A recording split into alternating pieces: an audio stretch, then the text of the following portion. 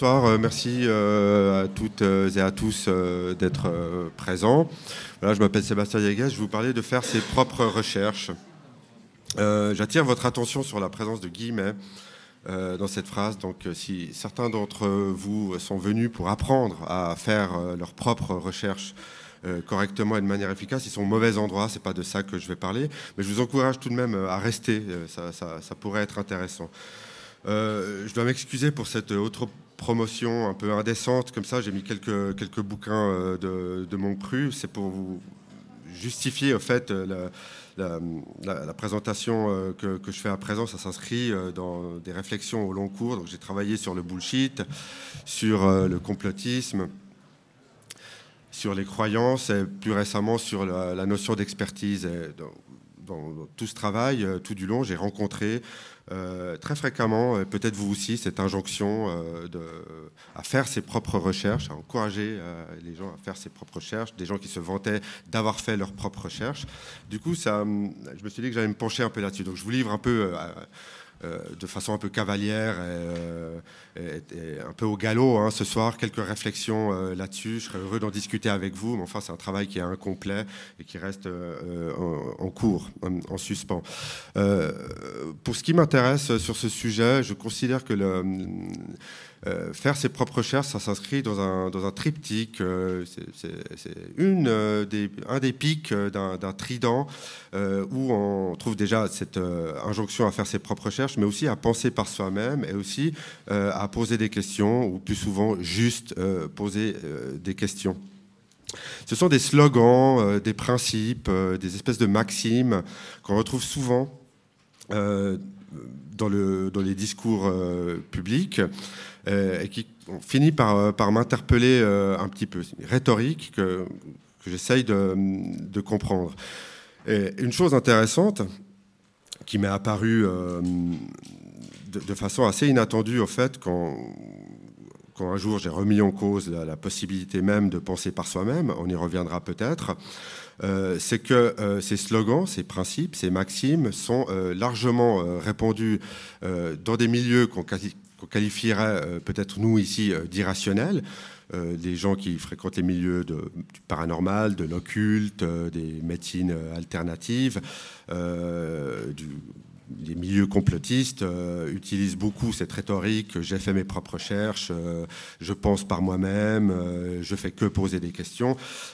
Mais c'est une rhétorique qu'on retrouve aussi beaucoup dans les milieux rationalistes où on encourage en fait les gens à penser par eux-mêmes. C'est même, je dirais, un élément central, une doctrine de la zététique, de la pensée critique, d'encourager les gens à penser par soi-même. Donc cette proximité rhétorique entre des gens qui a priori n'ont aucun point commun entre eux, c'est même souvent des ennemis qui utilisent pourtant cette même rhétorique, interpellent.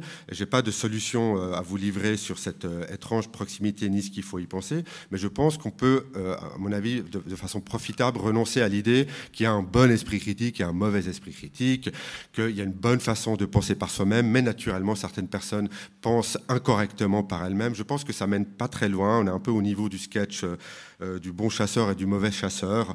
Et si on essaye de sortir de là, peut-être qu'on apprendra quelque chose. Alors tout ça, je suis absolument désolé, je suis obligé de vous parler d'Emmanuel Kant sur ce sujet, donc on va faire un peu de Kant tout de suite. Pourquoi ? Parce que cette idée de penser par soi-même est souvent attribuée, enfin son origine, son succès est souvent attribué à cette question des Lumières, puisque ose penser par toi-même s'appelle AOD, et la devise des Lumières selon Kant dans cet petit essai très célèbre, Qu'est-ce que les Lumières, publié en 1784, pas dans un livre de philosophie, mais dans un journal. Donc Emmanuel Kant a pris la plume pour parler au grand public de ce que c'est que les Lumières.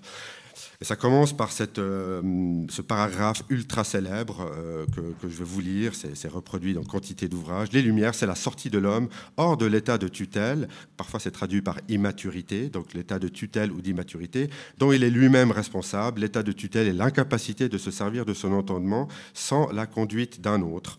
un expert, un médecin, un curé, un maître. On est soi-même responsable de cet état de tutelle quand la cause tient non pas à une insuffisance de l'entendement, mais à une insuffisance de la résolution et du courage de s'en servir sans la conduite d'un autre. Saper et aude est le courage de te servir de ton propre entendement. Voilà la devise des Lumières. Voilà, donc ça c'est souvent présenté comme la défense, l'origine de la défense de l'autonomie intellectuelle. Il y a tout un tas de problèmes avec déjà ce paragraphe, mais plus encore si vous prenez la peine de lire la suite de ce texte, où vous découvrirez que penser par soi-même, c'est la devise des Lumières, mais elle ne s'adresse pas à tout le monde. Bon, déjà, elle ne s'adresse pas aux femmes, donc ça c'est vite vu. Kant n'élabore pas tellement là-dessus, mais ça ne s'adresse pas aux femmes. Donc déjà, ça s'adresse qu'aux hommes, mais pas à tous les hommes. Ça s'adresse à des gens comme Kant, à des intellectuels, ou à des politiciens, ou à des gens qui comptent vraiment, qui, eux, en pensant par eux-mêmes, sauront dire aux autres ce qu'ils doivent faire. Donc cette devise des Lumières est très restrictive. Elle s'adresse déjà aux gens. Mais si vous prenez même ce premier paragraphe, quand Kant dit qu'on est soi-même responsable de cet état de tutelle, c'est un peu bizarre parce que ça implique qu'il y a une forme d'autonomie de se mettre soi-même dans un état de tutelle. Donc ça ne colle pas, il y a déjà plein de contradictions là-dedans. Mais ce texte de Kant dit qu'il faut obéir, penser par soi-même seulement si on vous y autorise, en fait. Déjà un peu intéressant pour un philosophe de se livrer à des contradictions comme ça. Je pense qu'il n'était pas très en forme le jour où il a écrit ça, ou peut-être qu'il a allé un peu vite, surtout que... Voilà. 2 ans plus tard, dans un autre essai très célèbre, Que signifie s'orienter dans la pensée, on trouve chez Kant la citation suivante. Il dit « On dit que la liberté de parler ou d'écrire peut nous être enlevée par un pouvoir supérieur, mais absolument pas la liberté de penser. » Kant pense que c'est faux. Toutefois, quelle serait l'ampleur et la justesse de notre pensée si nous ne pensions pas en quelque sorte en communauté avec d'autres à qui nous communiquons nos pensées et qui nous font part des leurs? On peut donc dire que ce pouvoir extérieur qui dérobe aux hommes la liberté de communiquer en public leurs pensées leur retire aussi la liberté de penser. Donc ça contredit tout à fait ce qui a été dit 2 ans auparavant. Ça contredit aussi Florent Pagny, mais c'est une autre histoire. Kant dit très clairement ici que finalement on ne peut pas tellement penser par soi-même, on pense en communauté, on pense avec d'autres. Penser, c'est communiquer ses pensées, c'est échanger. Donc Saper et aude osent penser par soi-même. D'emblée, chez Kant, ce n'est pas un truc qu'il a pris très au sérieux. Surtout que chez Kant, encore, on trouve dans nombre de ses écrits, en particulier dans la critique de la faculté de juger, les fondements de la métaphysique, dans quelques textes sur la logique, aussi dans son anthropologie, ces fameuses 3 maximes du sens commun. Généralement, il n'élabore pas des masses là-dessus, il les présente juste comme ça, il les décrit un petit peu, puis ensuite il passe à autre chose. Et pour cause, il se contredit directement. Il dit la première maxime du sens commun, c'est penser par soi-même, donc ça c'est très bien, on connaît, mais sa deuxième doctrine qu'il introduit, sa deuxième maxime qu'il introduit immédiatement, c'est penser par soi-même, oui, bien sûr, ok, mais vous devez aussi penser en vous mettant à la place de tout autre, donc penser avec les gens. Donc on ne comprend plus tellement ce que ça veut dire que penser par soi-même si maintenant on a besoin des autres pour y arriver. Puis la troisième maxime, c'est censé mélanger les 2 autres. Donc, dès l'origine de cet idéal d'autonomie épistémique associé à l'émergence des Lumières et qu'aujourd'hui est ultra valorisé dans la société, qu'il faut faire ses propres recherches et penser par soi-même, Kant se prend les pieds dans le tapis méchamment et finalement il ne parvient pas tellement à défendre cette idée. Pourtant, l'autonomie intellectuelle va évidemment avoir un très grand succès, c'est quelque chose qu'on valorise tous d'une manière ou d'une autre. Et on considère généralement que l'autonomie intellectuelle, l'autonomie épistémique, fait partie des vertus intellectuelles. Donc, vous savez qu'il y a des vertus morales comme la générosité, l'altruisme, l'empathie, etc. Il y a aussi des vertus intellectuelles. Et l'autonomie intellectuelle en est une. Pourquoi c'est une vertu? Parce que l'autonomie en général est considérée comme quelque chose de désirable et de vertueux, parce que ça donne un sentiment, ça donne du sens à nos actions et à nos décisions. Si vous êtes privé d'autonomie, si on vous force à agir, si on vous force à décider, ce n'est pas vraiment vous qui le faites. Donc l'autonomie est importante pour l'injectivité. Si vous êtes esclave, bien sûr, vous êtes privé de toute autonomie, et donc vous êtes privé de liberté, et c'est indésirable. Donc c'est mieux de jouir de l'autonomie afin d'être en liberté. De même que ça vous donne un sentiment de dignité, puisqu'évidemment il n'y a aucune dignité à simplement obéir aux autres, etc. Donc l'autonomie en général est une vertu, par conséquent l'autonomie intellectuelle en est une, surtout que quasiment tout ce qui est listé dans le thème des vertus intellectuelles, comme la studiosité, la curiosité, le courage, la persévérance intellectuelle, l'amour de la vérité, la prudence, la sagesse, ou des choses comme l'humilité, l'ouverture d'esprit, l'honnêteté, toutes ces choses qu'on considère comme des vertus de l'intelligence qui favorisent en fait l'accès à la vérité n'auraient pas tellement de sens si elles n'étaient pas accompagnées d'une certaine autonomie. On ne peut pas vous forcer à être courageux, vous forcer à être honnête, vous devez le faire par vous-même. On le verra tout à l'heure aussi, l'autonomie intellectuelle est une vertu dans le sens où elle est plaisante, c'est bien, c'est bon de décider de faire des choses par soi-même, ça donne de la fierté et ça donne aussi souvent du plaisir. Il y a aussi, alors du coup on arrive à une connotation assez contradictoire en fait de l'autonomie intellectuelle, c'est qu'elle a un rôle à jouer dans la société avec les autres. Premièrement, on juge que quelqu'un qui est autonome est quelqu'un de responsable. Quelqu'un qui n'est pas autonome n'est pas jugé responsable de ses actes. Peut-être qu'on l'a forcé à l'y faire ou peut-être qu'il n'a pas agi de son propre gré. Donc la responsabilité est fortement associée à une certaine notion de l'autonomie et de l'autonomie intellectuelle également. Quand vous dites quelque chose, si vous le faites de façon autonome, on vous rend responsable de vos propos et de vos opinions. Donc c'est important pour la société, ce concept d'autonomie. C'est très important aussi pour quelque chose comme le consentement. Par exemple, si vous devez signer un contrat, si vous devez suivre un traitement thérapeutique, vous devez signer des formulaires de consentement. Généralement, on demande un consentement éclairé, c'est-à-dire que vous devez le faire de façon autonome. Pareil pour consentir à une relation sexuelle, etc. Ça a du sens seulement si la décision vient de vous vraiment. Et aussi, certains philosophes pensent que l'autonomie intellectuelle est importante pour donner de la pluralité. Si tout le monde a la même opinion, évidemment, ça ne permet pas de faire des progrès, d'avancer. Et donc, l'anticonformisme, le pluralisme de la société, le progrès de la société est fortement associé au fait que chacun puisse, d'une certaine manière, penser par lui-même. Tout ça fait du sens, mais se heurte à certaines difficultés qui ont été notées de très longue date. Donc tout ce que je vous dis ici, moi j'ai fait mes propres recherches naturellement pour vous parler ce soir, mais en réalité j'ai largement bénéficié de gens qui ont réfléchi à ces questions-là depuis longtemps. Donc quand on parle de vertu morale ou de vertu intellectuelle, ce serait trop simple évidemment si c'était quelque chose d'applicable immédiatement et directement et si on était tout le temps vertueux. En fait, ça marche pas vraiment comme ça a été remarqué par Aristote dans l'éthique à Nicomaque. Une excellence intellectuelle, donc une vertu intellectuelle comme l'autonomie, doit être appliquée, comme il le dit, puis comme ça a été très souvent reproduit ad nauseam dans toutes les publications sur les vertus intellectuelles. Une vertu intellectuelle doit être appliquée au moment opportun, dans les cas et à l'égard des personnes qui conviennent, pour les raisons et de la façon qu'il faut. En gros, ça dépend. Exemple classique, c'est que si la prudence est une vertu, mais des fois, c'est pas une vertu parce que ça vaut pas la peine d'être prudent. Il faut pas tout le temps être prudent. Des fois, il faut un peu y aller quand même. On perd du temps à être trop prudent. Le courage est aussi une vertu, mais pas tout le temps. Des fois, le courage mal appliqué, ça devient de la témérité, puis on se met soi-même en danger et d'autres en danger, etc.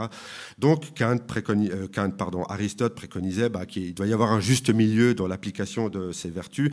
Et appliqué à l'autonomie, on se heurte à quelques difficultés conceptuelles, à mon avis, quand même, parce qu'on est obligé d'imaginer un cas de déficit d'autonomie et un cas d'excès d'autonomie. Donc un déficit d'autonomie, ce serait quelqu'un qui serait totalement privé d'autonomie, par exemple un esclave à qui il dit ce qu'il faut faire et ce qu'il faut penser. Mais cette personne-là, dans un certain sens, ne pourrait pas être qualifiée de vraiment pensante ou agissante, puisqu'on l'oblige à l'y faire. Donc l'autonomie ne marche pas quand il n'y en a pas du tout ou quand il y en a très peu. Quand il y a trop d'autonomie, vous avez affaire à quelqu'un qui finalement ne tient pas compte de l'avis des autres, ne suit pas l'opinion des gens qui savent mieux qu'eux, reprennent tout à zéro, refusent d'écouter ce qu'on leur dit, ne suivent pas, etc.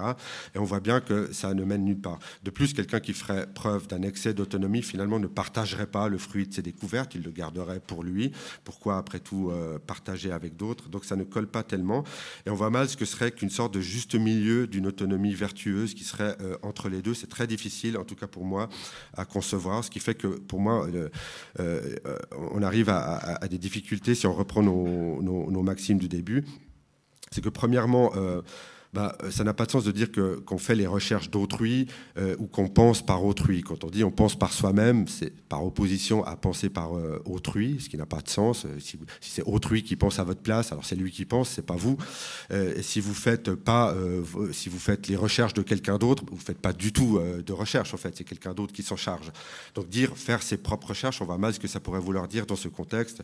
Et surtout si on pousse à la limite quelqu'un qui ferait à la lettre ses propres recherches, on voit très mal ce que ça pourrait vouloir dire, c'est-à-dire sans l'aide de personne, sans se fier à rien. De même pour penser par soi-même. Et donc, c'est quoi cette autonomie vertueuse du juste milieu? On ne sait pas trop. Beaucoup de gens ont réfléchi à la question. Je vous donne juste quelques exemples relativement récents. Il y a des tentatives de conciliation d'épistémologues qui disent que finalement, il faut renoncer à cette idée de penser par soi-même, donc d'autonomie intellectuelle. Il faut parler de dépendance épistémique. Nous dépendons tous de ce que les autres pensent et savent déjà. Donc c'est une manière de voir les choses. D'autres optent pour une sorte de mélange. Par exemple, Heather Battalib dit qu'il faut un savant mix d'autonomie et d'interdépendance intellectuelle. Ce à quoi un autre philosophe dit, dans ce cas, on peut se passer de l'autonomie complètement, on garde interdépendance intellectuelle, ça suffit largement.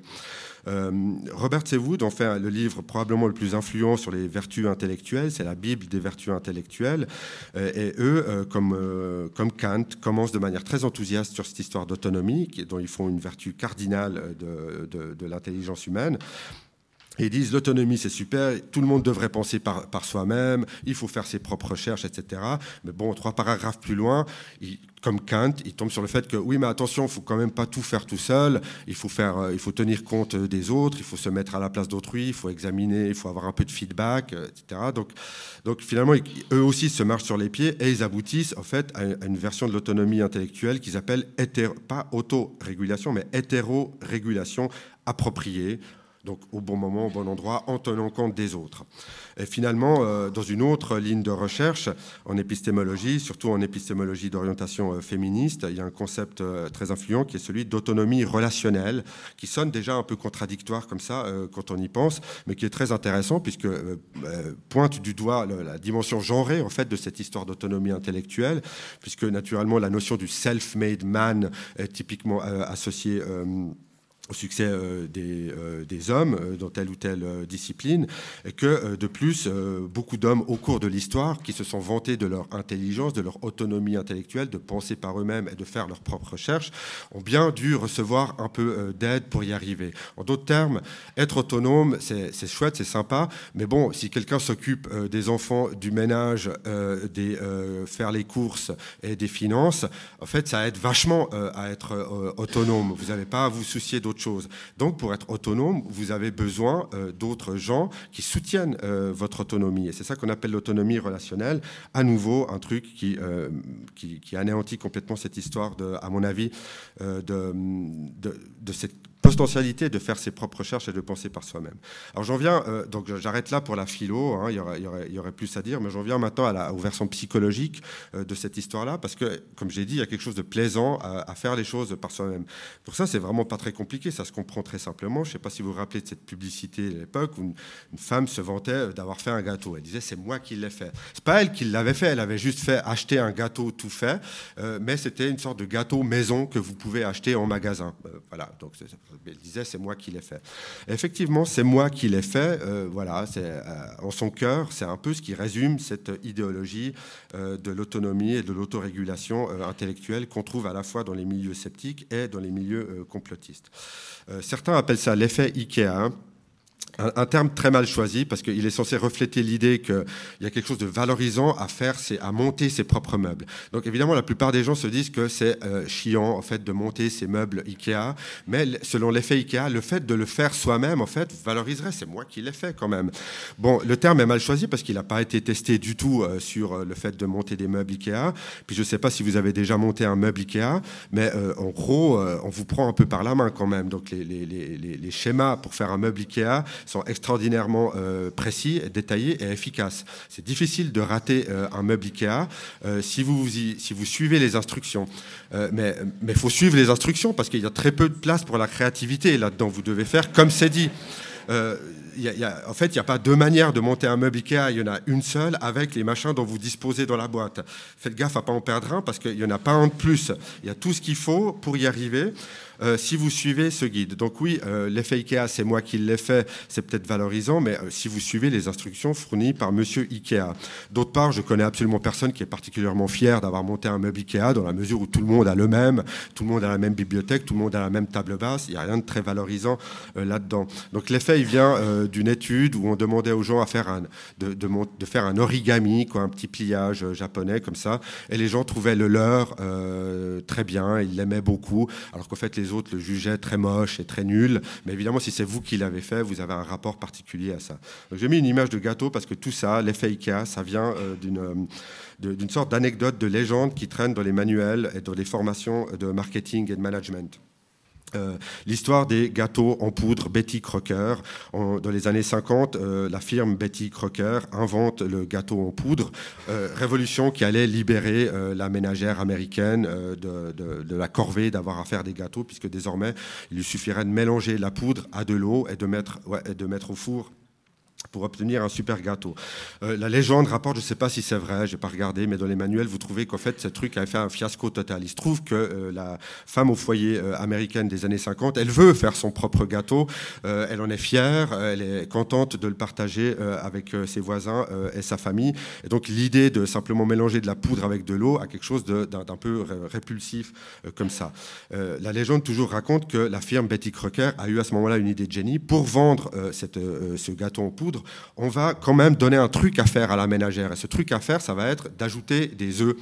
La touche personnelle d'ajouter des œufs comme ça. Et à partir de ce moment-là, la ménagère américaine s'est dit « Ah bah c'est quand même un peu moi qui l'ai fait parce que j'ai mis ma touche personnelle, j'ai mis des œufs. » Et la légende raconte qu'à partir de ce moment-là, bah, ça a fait un carton, alors qu'en fait les œufs sont superflus quoi, là-dedans. Vous pouvez aussi bien ne pas en mettre. Et c'est ça l'effet Ikea, c'est d'avoir sa touche personnelle dans quelque chose qui donne quelque chose de valorisant. Mais en fait, c'est très simple à comprendre. Si vous avez des enfants, il y a un phénomène tout à fait intéressant qui se développe à partir de 16-18 mois. Il se trouve que bébé commence à vouloir faire les choses tout seul. Il dit « c'est moi qui veux faire ». C'est tout à fait frappant. C'est un peu sous-étudié, mais il y a une sorte d'instinct comme ça, qui est très probablement favorable, propice à l'apprentissage. C'est bien, c'est important que les enfants ils souhaitent faire les choses tout seuls, puis qu'ils soient fiers d'y arriver. C'est un peu pénible des fois quand vous descendez avec votre enfant dans les bras, les marches d'escalier, puis qu'il commence à hurler parce qu'en fait il veut descendre tout seul les escaliers.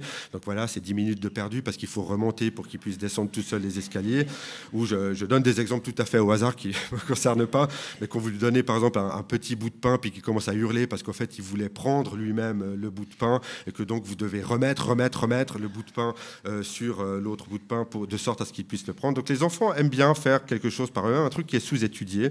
S'il y a des gens parmi vous qui étudient la psychologie des enfants, je pense que c'est quelque chose de tout à fait passionnant à étudier. Donc oui, il y a un rôle pour l'autonomie intellectuelle, mais enfin bébé il veut faire tout seul, mais il y a quand même pas mal de monde autour de lui pour l'aider. Pareil pour le gâteau en poudre, pareil pour les meubles Ikea. Vous ne faites jamais les choses comme ça tout seul, même si ça rend fier. Et de fait, en psychologie, en tout cas, il y a actuellement en sciences cognitives, il y a un tournant qu'on appelle social de la cognition. Je ne rentre pas dans les détails, mais je vous recommande ça vite. Cet article qui est paru cette année dans le journal Cognitive Science, qui est une sorte de manifeste pour réinsérer les sciences cognitives en général. Donc ça comprend la philosophie, la psychologie, les linguistiques, l'anthropologie, aussi les sciences de la modélisation et les neurosciences qui, en fait, toutes commencent à se réorienter ou à découvrir, en fait, le caractère profondément interactif de ce qu'elles étudient. Normalement, on étudie la cognition dans la tête des individus, la mémoire, le raisonnement, etc. Mais aujourd'hui, on s'aperçoit, il y a beaucoup d'études qui montrent que le raisonnement, la mémoire et même la perception et l'action sont des choses qui s'inscrivent socialement dans un contexte, etc. Donc, j'ai listé ici une douzaine de sous-disciplines en sciences cognitives qui s'occupent essentiellement que de ça. Donc, personne en psychologie pense qu'on peut véritablement penser par soi-même. Le seul fait de penser est calibré socialement envers les autres, de sorte à répondre aux attentes, à s'inscrire dans des normes sociales, etc. Et donc, dans tout ça, c'est quoi faire ses propres recherches ? Là aussi, je m'appuie sur les recherches et les réflexions d'autres personnes. On commence à remarquer quand même dans la littérature épistémologique quelque chose de suspect dans cette volonté de faire ses propres recherches et de penser par soi-même. Certains appellent ça, en fait, le reflet d'une enquête incompétente. D'autres appellent ça le populisme épistémique. Certains disent qu'il s'agit d'un insight illusoire. En faisant par vous-même, vous avez l'impression de comprendre, mais en réalité, vous faites n'importe quoi. J'aime bien les deux articles très récents qui parlent de fantaisie de connaissance. Donc, c'est des gens qui sont en train de cosplay en quelque sorte la pensée, le raisonnement et la recherche en se figurant être d'intrépides penseurs et investigateurs.